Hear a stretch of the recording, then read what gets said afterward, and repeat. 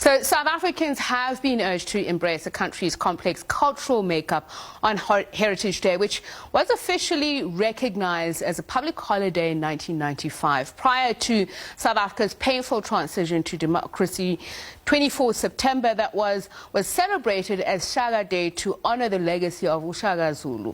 President Cyril Ramaphosa has now called on South Africans to celebrate Heritage Day with a musical phenomenon, saying that there can be no better celebration of our South Africanness than joining the global phenomenon that is Jerusalem Dance Challenge. However, of course, there are those who say we should spend this day contemplating the effects of historical injustices.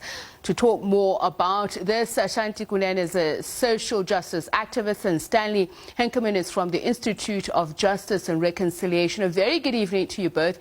Thank you so much for speaking to us.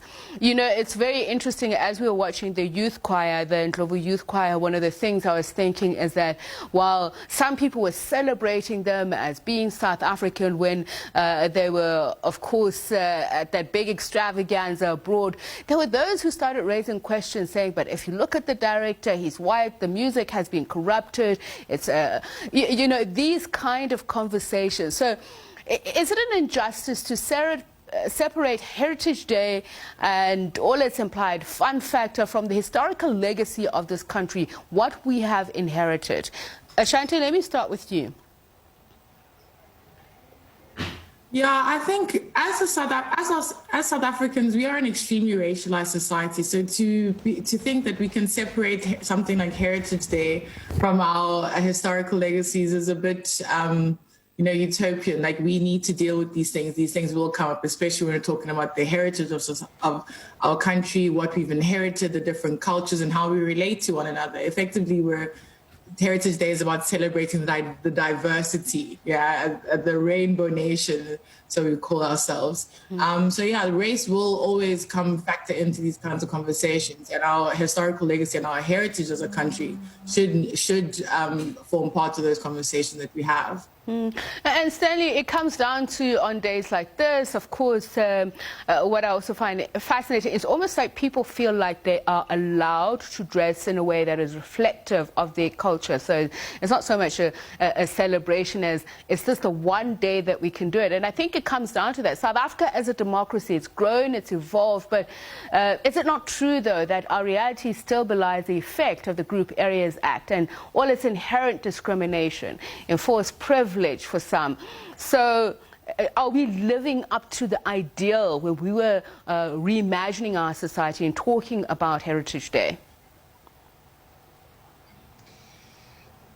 I think we have to just be honest and brutal about it. The fact of the matter is that, you know, it has taken us hundreds of years to get to the point where we are now.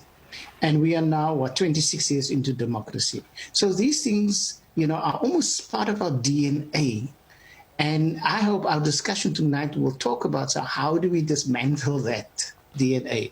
But it is true that we cannot, you know, we cannot take one day and almost kind of say, today we're going to be happy. You know, we'll forget about the challenges. We are faced with the challenges every day. Today I was at Greenpoint Park in Cape Town. Beautiful, you know, and nice surroundings, lots of people, you know, just having a fun day. Interestingly enough, you can't braai there, so we didn't braai. And you know, a number of people came, you know, in beautiful Xhosa regalia and had a fun day. But the thought just came to me, how far did they have to travel? In talking about the Group Areas Act and so forth, to enjoy this beauty. And as we came, we got there at about lunchtime. As we came, a lot of people left. And I assume that they are locals. And I think, you know, those are the realities that we still have to face. And if we do not have these conversations on a day like this, when we all kind of focus on something, then when will we have it? And I'm glad you're saying that we need to talk about how to dismantle it. So let's do exactly that. If we talk about South Africa, a democratic South Africa, we've also so-called inherited the democracy. But that is part of the problem, the thinking that we inherited lock, stock and barrel. So has our heritage been whitewashed in so much so that the conversation has been jaundiced? Stanley, let's start with you, and then Ashanti, you can answer that next. Unfortunately, it's still about who controls the narrative on particular issues, and so let's take Heritage Day as an example. Somebody decided, let's have a Braai Day. And that sounds very innocuous, very innocent, but actually it's about controlling the narrative again, And so Braai has now become the South African heritage. And while it might be so, it is not about the Braai. It is about what it represents. It's about the message that people are trying to get across. And so when we start talking about these things, we have to understand that as a nation, we almost find ourselves in a holding pattern, like a plane in a holding pattern, waiting for instructions to land. And the question is, who's going to give those instructions? Where we must land?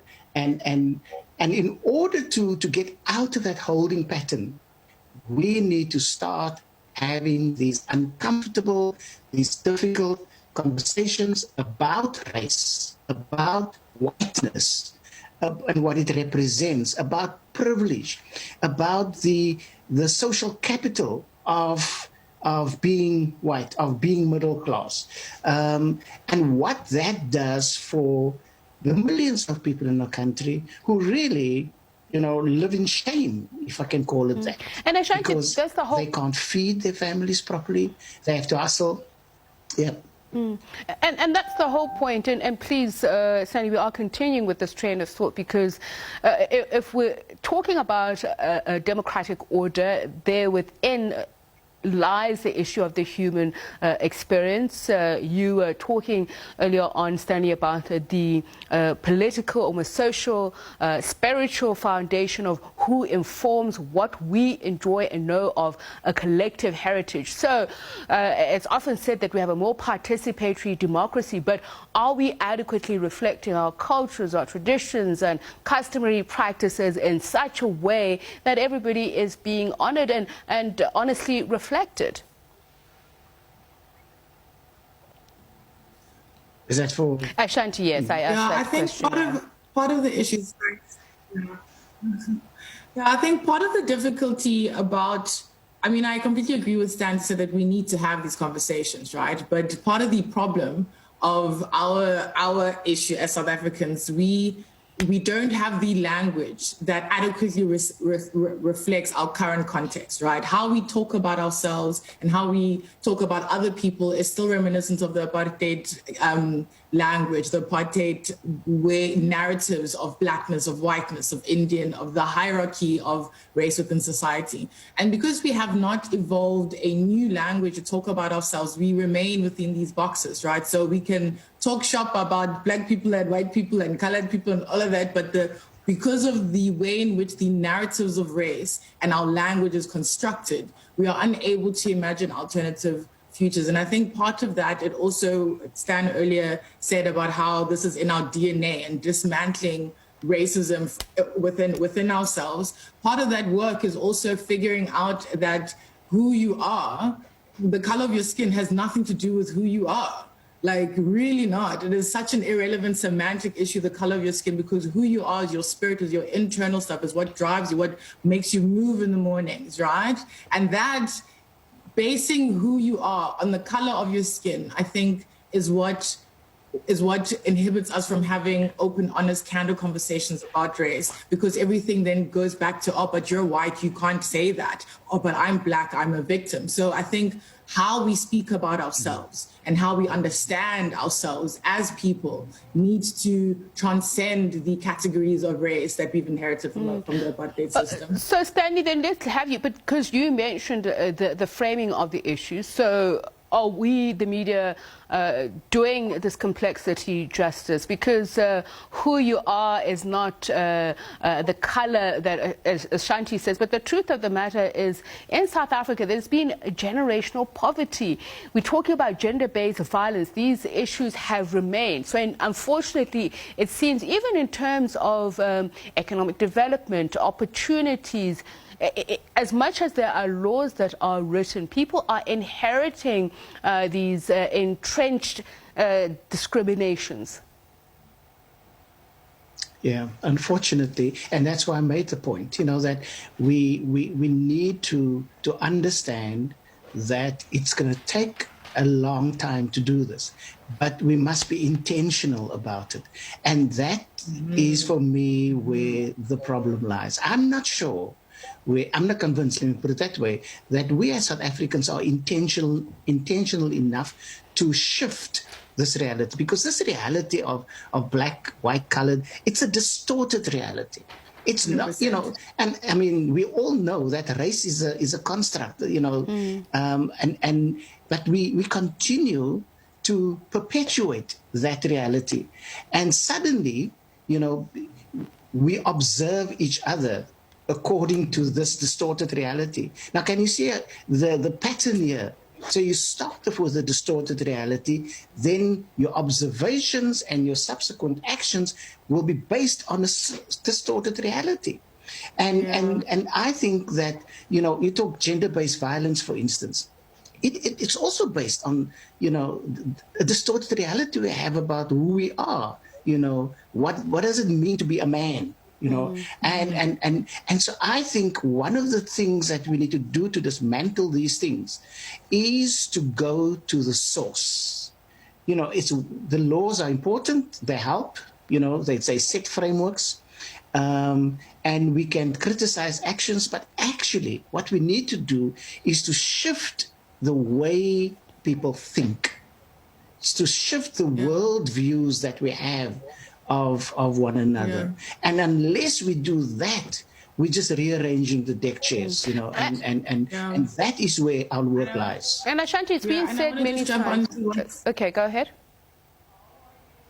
Sorry, Stan is speaking about how we need to shift how we think, right? I think the question that you were asking about, are the media doing justice to the narrative? One of the things that me and my friends like to speak about is how, as South Africans, we lack nuance. We love to think in binaries. We like to talk in binaries. And especially when a hot topic is happening, we talk in either or and never in the in-between and the nuance. And I think part of shifting how we think and how we talk about ourselves and how we engage with these issues is speaking to and acknowledging the gray areas between the black and the white. Things aren't just black and white. There's much more gray than there is black and white. I think just in terms of the narrative around these issues. Is that because there is a lack of knowledge systems that reflect these different cultures, our traditions, our customs, our practices, whether they are to a specific cultural group? So who is choosing the knowledge sources? And do we still have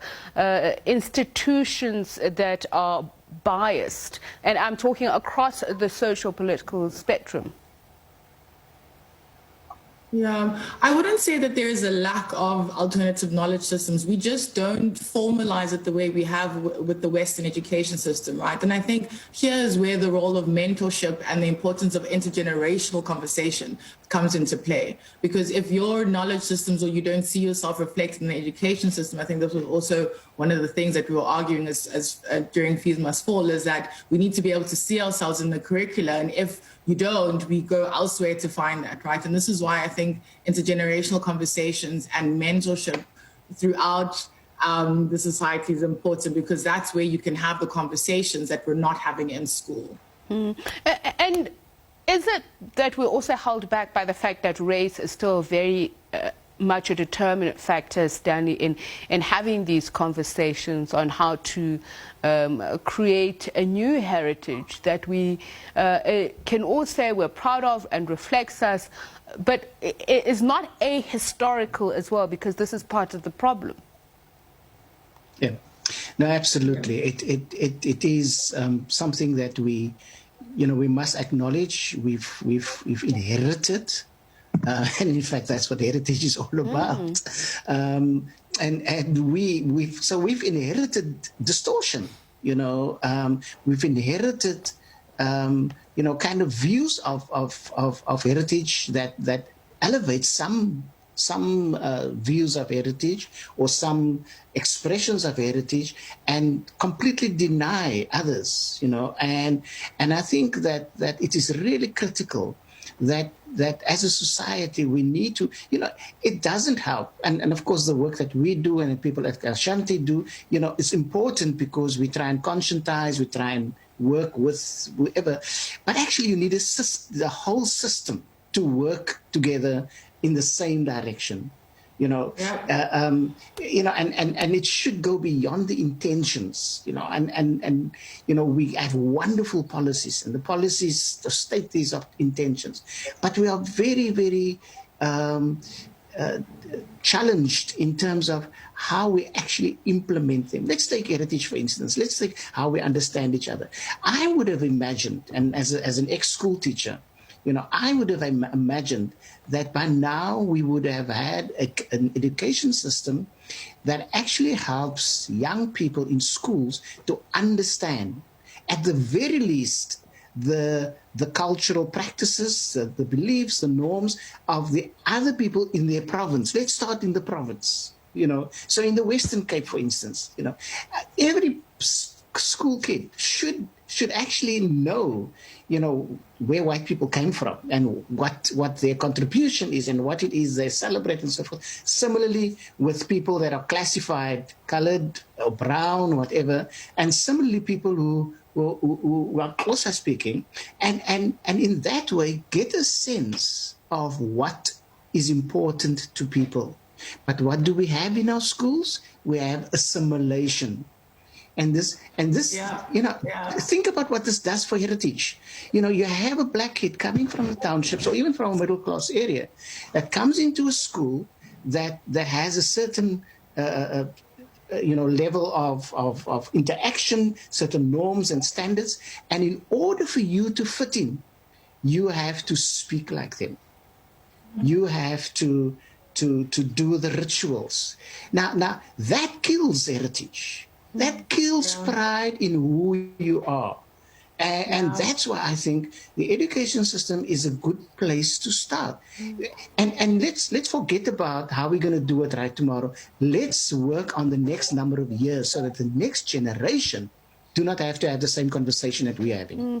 And Ashanti, it's been said that privilege and bias is part of the problem. I mean, we've had many conversations about that. We've been having that conversation.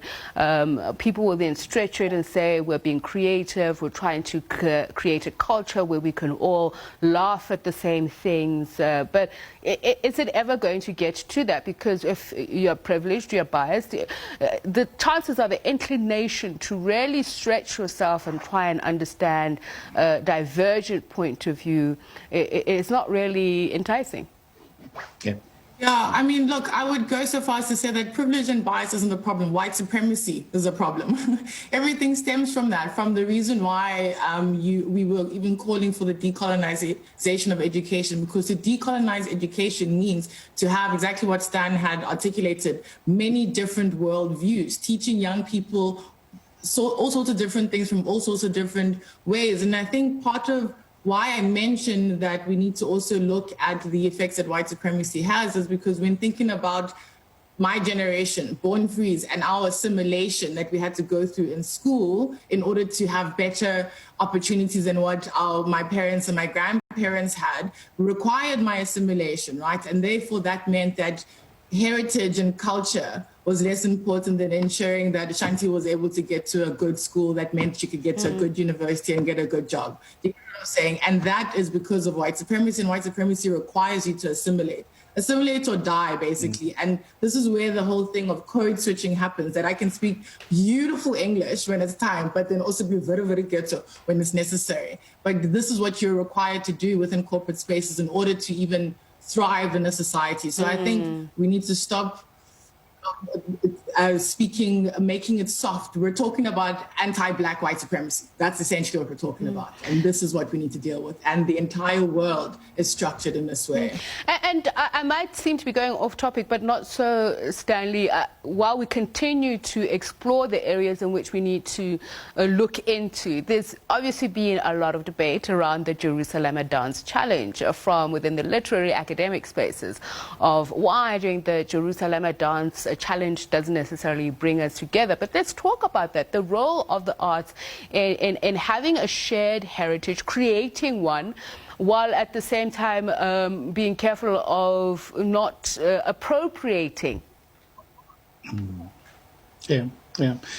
You know, Ashante was referring earlier to or somebody referred to, you were referring to the problem people have with the white director, you know. And I think those are minor things for me at this point, because, you know, what we need to look at is the fact that he's trying to do justice to a particular type of music. Okay, enough of that. I don't want to get into debate about that. But what we do need to look for are the things that kind of bind us together. Now, I'm not, and I love dancing. It comes naturally to me. But I'm not really convinced that asking South Africans to do a dance is going to have that kind of effect. And my white compatriots must forgive me for this, but we have a saying that white people dance next to the music. So you create discomfort.